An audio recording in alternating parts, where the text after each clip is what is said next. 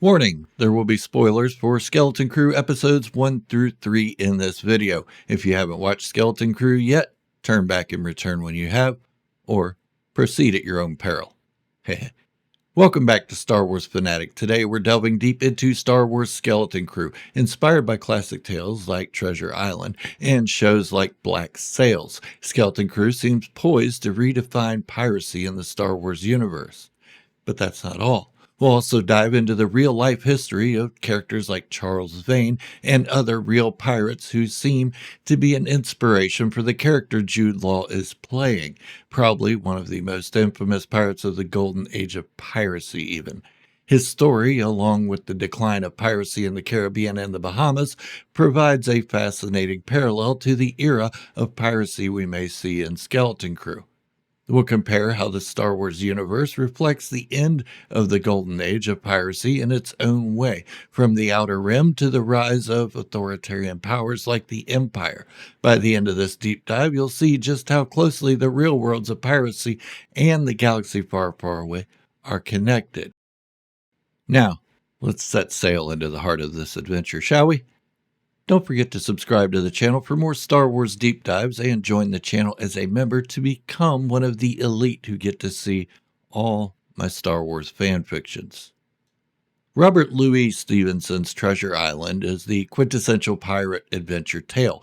Published in 1883, it introduced the world of a young protagonist, Jim Hawkins, who stumbles into an adventure full of treasure maps, mutiny, and the enigmatic Long John Silver, a character whose mix of mentorship and betrayal has set the standard for pirate stories ever since. Remember that name, Long John Silver. Yeah. Pretty relevant to the Skeleton Crew. The DNA of Treasure Island is woven deeply into Skeleton Crew. At its core, the series is about a group of children navigating a galaxy full of danger, encountering figures who straddle the line between friend and foe, much like Jim Hawkins himself. These young protagonists are thrust into situations far beyond their comprehension, learning to navigate not just the physical dangers of the galaxy, but also the moral complexities of trust and betrayal. In Star Wars, treasure takes many forms: ancient Jedi or Sith artifacts, kyber crystals, or even advanced technology that could shift the balance of power. Skeleton Crew might explore these treasures in a way that parallels the most mysterious and coveted X on a pirate map, in the form of a long-forgotten Old Republic planet, Aten.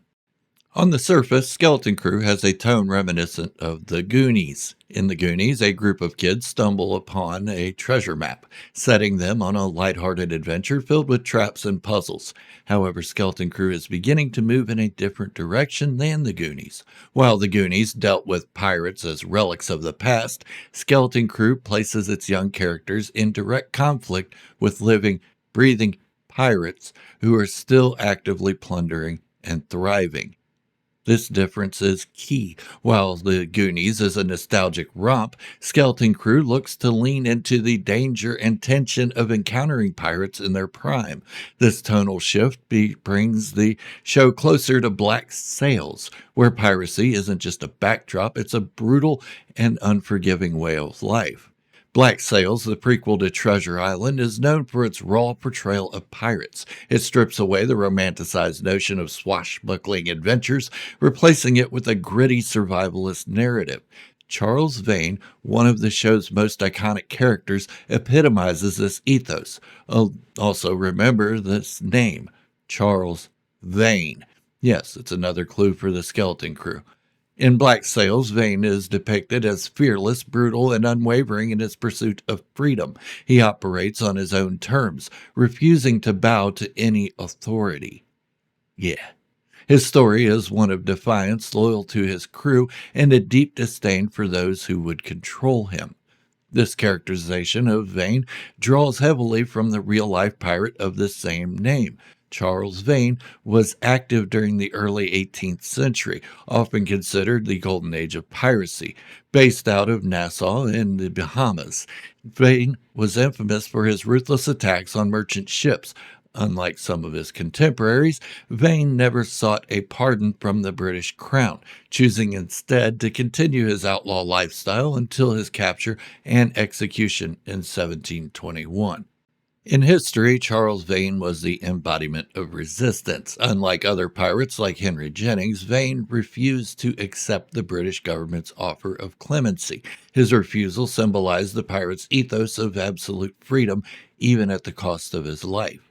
And don't worry, I will be getting back into Star Wars in just a second. This is all pretty relevant. Okay? Vane's downfall marked the beginning of the end for the golden age of piracy. By the 1720s, colonial powers had grown weary of the pirate threat.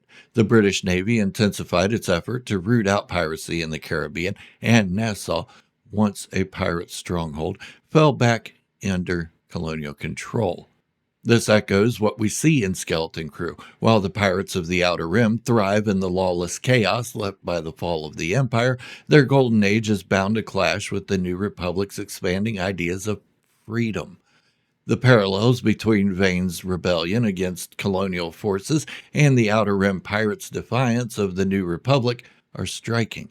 Both represent fleeting eras of freedom crushed by more civilized ideals. So, why did I talk at length about Charles Vane? Well, because there is a character, a red Nikto, named Vane in Skeleton Crew. And guess what? He's a pirate. Albeit not the leader that Charles Vane was, nor courageous. But the name similarity and his choice of profession in Star Wars is likely not a mistake, but rather a hint. But there is more. While Long John Silver from Treasure Island is a fictitious character, there are similarities to him and the character Jude Law portrays. And here's a spoiler, so tread lightly. Jude Law portrays a seemingly Force-sensitive named Jod. Not a very striking name.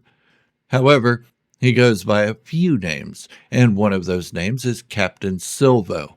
Silver, as in Long John Silver? Interesting. Not to mention he is now navigating children through the dangerous Star Wars galaxy as a pirate, just as Long John Silver did with Jim Hawkins in Treasure Island. Also with an ulterior motive.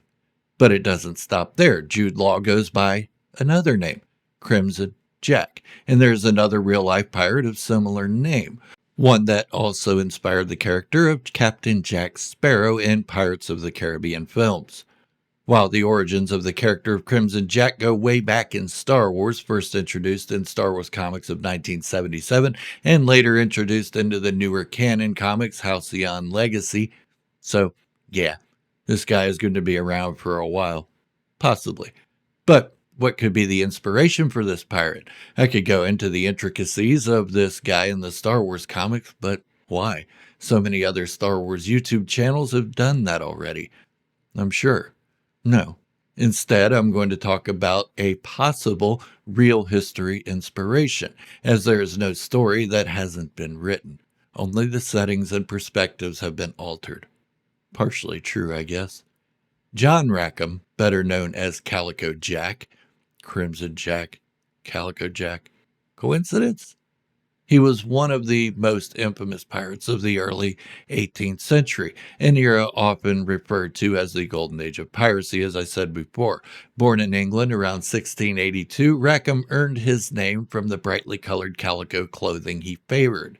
His piracy career began as quartermaster under the notorious Charles Vane, a pirate captain known for his cruelty. Rackham eventually seized command of Vane's ship in 1718 after a mutiny when Vane's refusal to engage a heavily armed French warship led Rackham and the crew to vote him out. Under Rackham's leadership, the crew roamed the Caribbean, raiding small merchant vessels and building a reputation for cunning and audacity. While Rackham's plunders were modest compared to other pirate captains, his charm and boldness made him a celebrated figure in pirate lore. What truly sets Calico Jack apart, however, is Calico Jack was the designer of the pirate flag we now associate with all pirates, the Jolly Roger. Yes, all pirates did not have the same flag. This was Calico Jack's flag. Now, will Crimson Jack, aka Captain Silvo, aka John Wood, become a Calico Jack? Possibly, but most likely not. It is more of just a name similarity as an Easter egg for students of the 18th century history, such as myself. But is it a coincidence? Not at all. The writers knew what they were doing. When writing a Star Wars show about pirates, inspirations from real world pirates and those of literature should be inspirations. Piracy in Star Wars has always been a fascinating gray area. Characters like Hondo Ohnaka from the Clone Wars and Rebels showcase the opportunistic, moral, flexible nature of pirates. Hondo, however, was more of a lovable rogue, often played for comedic effect. The pirates we've seen in The Mandalorian Season 3 and the Skeleton Crew appear to take a darker turn. The introduction of Gorian Shard and Vane shows a more ruthless and dangerous side of piracy in the galaxy, while Captain Silvo, aka Crimson Jack, shows the more manipulative side. These pirates are not interested in charming their way out of trouble, they're predators, preying on weaker systems and exploiting the chaos of the post-Imperial galaxy. This shift brings Star Wars piracy closer to its black sails and real world historical roots. Like the pirates of the Golden Age, these characters are products of their environment, thriving in lawless territories, but inevitably doomed by the rise of a more organized and oppressive force. As the timeline of Star Wars progresses, we see the rise of centralized power, first with the Empire and later with the New Republic. This mirrors the decline of piracy in the Caribbean. In both cases, the Golden Age ends as larger forces impose order on previously lawless regions in the name of civility and progression. In Skeleton Crew, the pirates likely represent the last vestiges of a once thriving culture of raiders and plunderers. Much like Charles Vane's final days, these pirates might find themselves cornered, their era fading as the galaxy moves on. And in the middle of it, and possibly even a catalyst of the pirates' downfall, are the four children caught in an accidental adventure, not to mention a pirate civil war within its own ranks, which is often the case in real life. This theme of a dying age could add a layer of melancholy and complexity to the series. While the pirates may be dangerous antagonists, they're also relics of a time that can't survive in the new galactic order.